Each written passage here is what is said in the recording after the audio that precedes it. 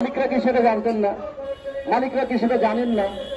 তারা তো 1 বছর আগেই জানেন, 2 বছর আগেই জানেন যে কোন বছর কোন সময় ঈদ হবে। সেই অনুযায়ী শ্রমিকদেরকে তারা আগে থেকে কাজ করিয়ে নেন, বাড়তি কাজ করিয়ে নেন, এবং ঈদের সময় ছুটি হবে তার জন্য আগে থেকেই কাজ করিয়ে নেন।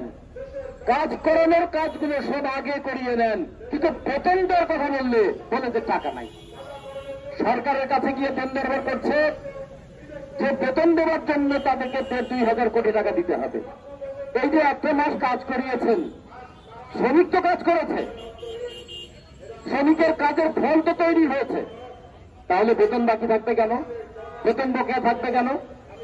আমরা আমাদের ন্যায্য পাওনাটা পেতে চেয়েছি, আমাদের আইনসঙ্গত পাওনাটা পেতে চেয়েছি। আমরা চাই এই ঈদ একটা উৎসব, উৎসব তাহা আমাদের জীবনে নাই।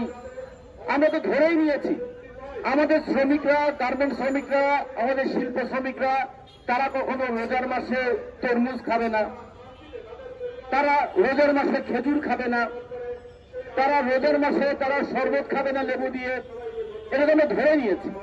তারা রোজার মাসে কখনো মাংস খাবে না, 4 পায়ে জন্তুর মাংস খাবে না, গরু খাবে না, খাসি খাবে না, উট কিংবা তো দূরের কথা। ফলে তারা তো ধরে নিয়েছে এগুলো খাবে না।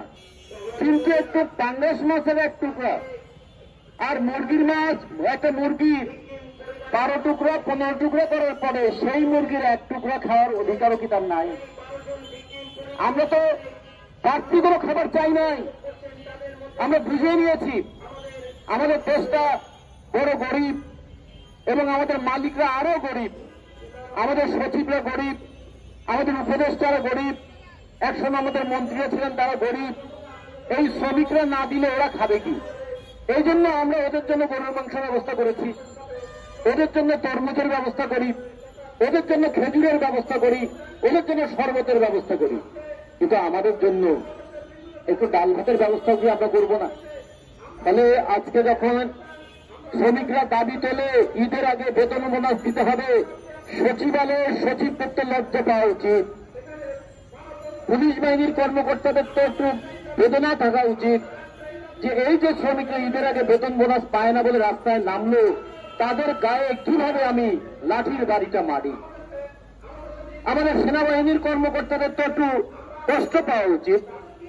এই শ্রমিকরা ঈদের আগে বেতন পায় নাই বলে রাস্তায় দাঁড়িয়েছে, তাদেরকে কিভাবে আমি ভয় দেখিয়ে রাস্তা থেকে তুলে দিই। শ্রমিকদেরকে বলি 7 মিনিটের মধ্যে রাস্তা ছেড়ে দাও, শ্রমিকরা বলে 7 মিনিটের মধ্যে রাস্তা আমরা ছেড়ে দেবো, কিন্তু আপনার 70 মিনিটের মধ্যে মালিককে ধরে এনে আমার বেতনের টাকাটা দিয়ে দেন না কেন? ব্যাংকে টাকা থাকে, ব্যাংকের কর্মচারীরা মাসের 30 তারিখের আগে 26 তারিখে তারা নিজেদের টাকাটা বেতনটা নিয়ে নেন, আর ওই ব্যাংক বলে টাকা দেওয়ার মতন টাকা নেই।